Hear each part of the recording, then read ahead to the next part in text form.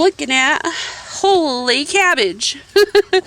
And apparently there has been a worm, right? Because you see this and you know there's a worm that's been eating and munching on the cabbage.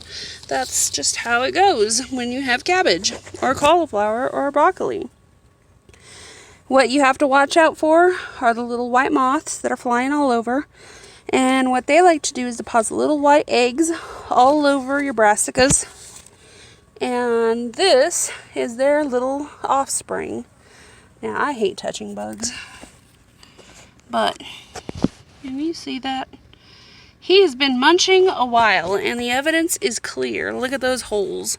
He was turning my cabbage lazy. Now it's getting too hot. I'm not even sure I'm going to get cabbage, but I'm not leaving him to feed off of any more cabbage. Look at that. Hungry little thing, right? So when you see those holes appearing, it's going to be grasshoppers. It's going to be cabbage moths, and you will find them. So there's little holes here. The sun is in a horrible spot, so I hope you can see all this. But that's what happens, and you got to go look for them. You got to take them off your plants because they will eat your plants to lace.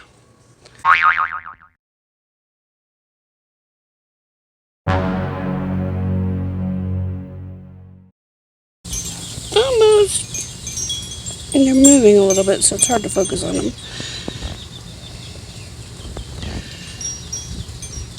Oh, goodness.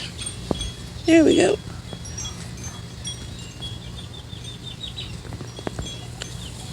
So yeah, you'll see these hanging around on the plants. And from what I understand, is they are good bugs. They're not that big. You can see them down there.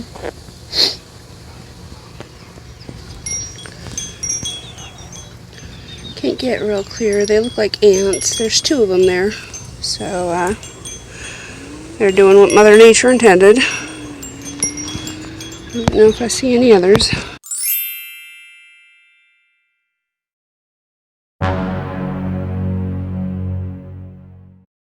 What? What? Oh, this is a roly-poly, or some people call them pill bugs. They can be both good and bad. They're a combination of both. If you have plants in there, they will eat the plants of the roots of the plants. But if you have decomp, like this stuff, like the substrate of like wood chips and things like that, they mostly eat that, and that's their food of choice. But if they're just going really hungry and you have no compost or nothing that can eat it, you'll just end up finding that these will be eating your plants. So I would suggest either keeping them if you have say you have uprooted plants and you don't have any chickens to feed them to. Throw them in your garden. You'll get these roly-polies. They'll eat it, and they're just like worms, except in my opinion, they're kind of cuter. He loves look bugs. At them. They roll up into little balls. This is why we now have a snail farm. Look, they just roll into little balls. So, little pill bugs. Good bug, bad bug. I'd say they lean more towards good, but that's only if you're using wood chips. And you have decomposed matter in your garden. Otherwise, they will eat your garden. They will eat your garden. So, it's a little bit of both. They can be both, bad and good.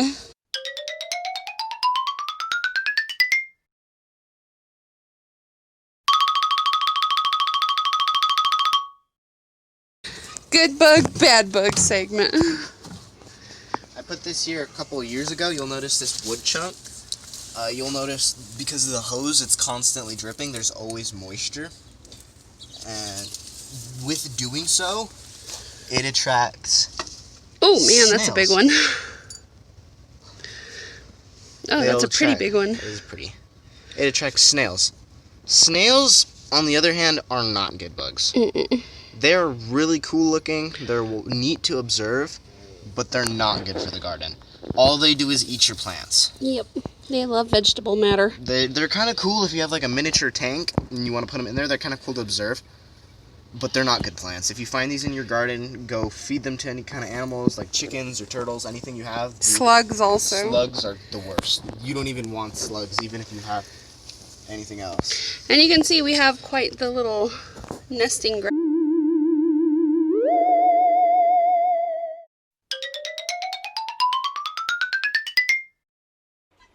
While trying to show you more habitat for the snails and roly-poly area under the wet faucet, we came across this woodlouse spider, hunter spider. It is actually a spider that kills roly-polies. We thought it was a brown recluse at first, but after researching a little bit better, I did discover that it is something that does kill the roly-poly. So if you see that, it's a beneficial spider. In this video, we sadly squished it because we thought it was the bad one.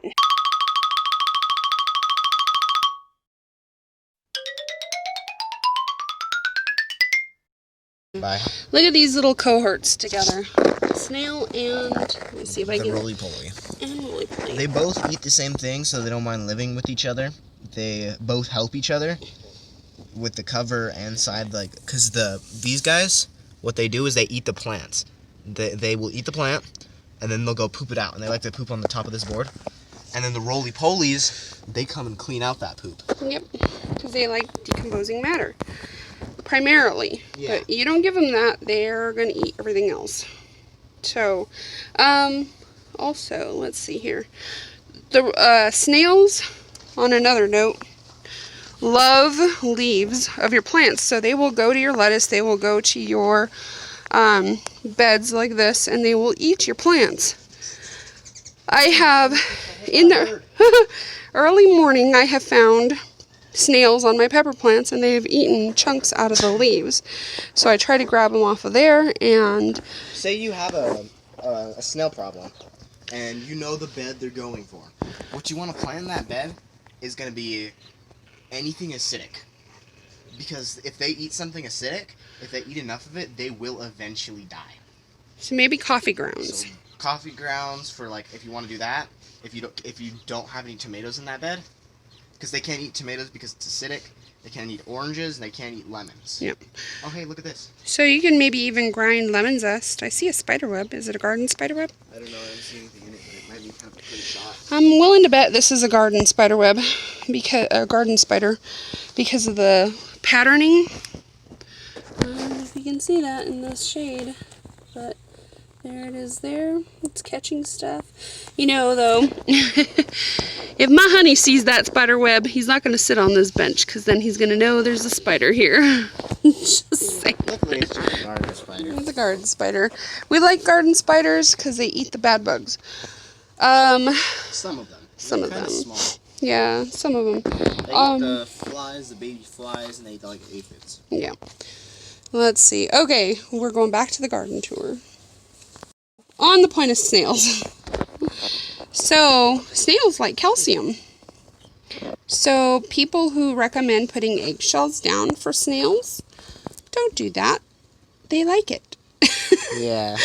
It does not deter them from your garden bed.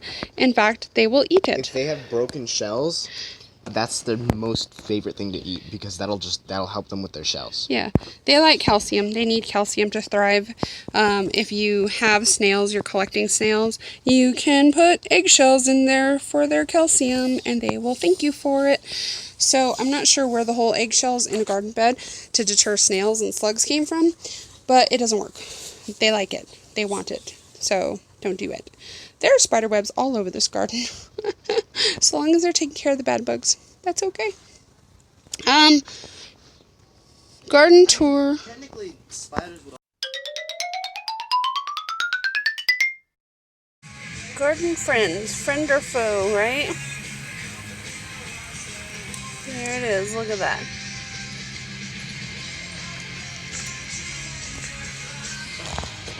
And look at that.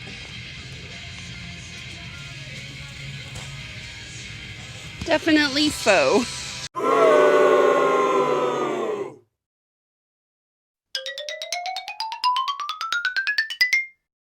Spiders can be considered both good and bad. They don't affect the garden in any way, which is really cool why you want them. But they don't just eat the bad bugs like the aphids. They also eat like the good bugs, such as ladybugs and like sometimes butterflies if you get them big enough. But unfortunately, I think we're pretty good because we do get ladybugs, but they're more of in there by the trees because they prefer to be in the trees because it's more leaf and more green. So I'm sure there's some spiders in there eating them, but spiders are definitely 50-50. He's shaking his head at me because I have a spider web on my arm that I'm currently like, what is on my arm? So, but yeah, and I don't know, I personally love the orb spiders when I see them in the garden. However, if I see them in the garden and I catch them wherever they're at, I will dream about them and they will come and attack me in my dreams because, yeah, they're big spiders, but you want them in their garden because they will eat the bad bugs. So, let's see here.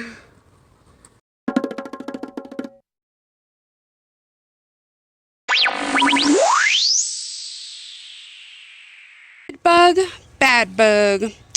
Oh no, my plant is burned.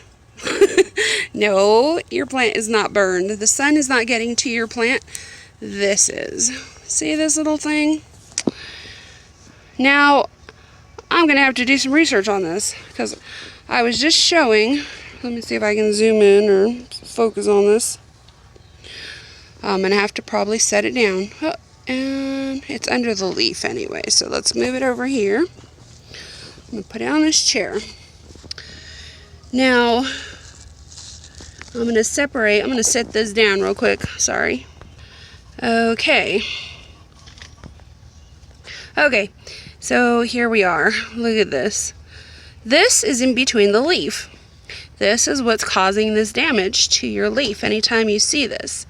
Neem oil, it's not an oil burning your plant. It's not anything crazy burning your plant. It is actually these little larvae. And yeah, I'm going to have to do some research. I'm not exactly sure what they are called. What it is that is doing this, what these are. I don't know if anybody knows. You can comment down below. I might have found the answer to that somewhere in between here. But Roland, good bug or bad bug? That's easily a bad bug. Easily a bad bug. Oops, sorry, zoom in. So it's definitely a bad bug because it doesn't really kill the plant, but it does take out its leaves and it does make it look a lot like, it just makes it look like really bad. Horrible, huh? And it masks itself as a sunburn. Yeah, you think your plant's burning. Look in between the leaf because the answer may be there. We are actually getting Diatomaceous earth in the mail, I think, this Friday. And I hope I'm saying that right because, yeah, that's a struggle in itself. Worcestershire. So we're going to be getting rid of these things, hopefully. But they have been attacking my sunflowers, and they are driving me nuts. So, yeah, I'm about to build a bonfire on sunflower leaves. So on the note of those little larvae in between these leaves, you can really notice this.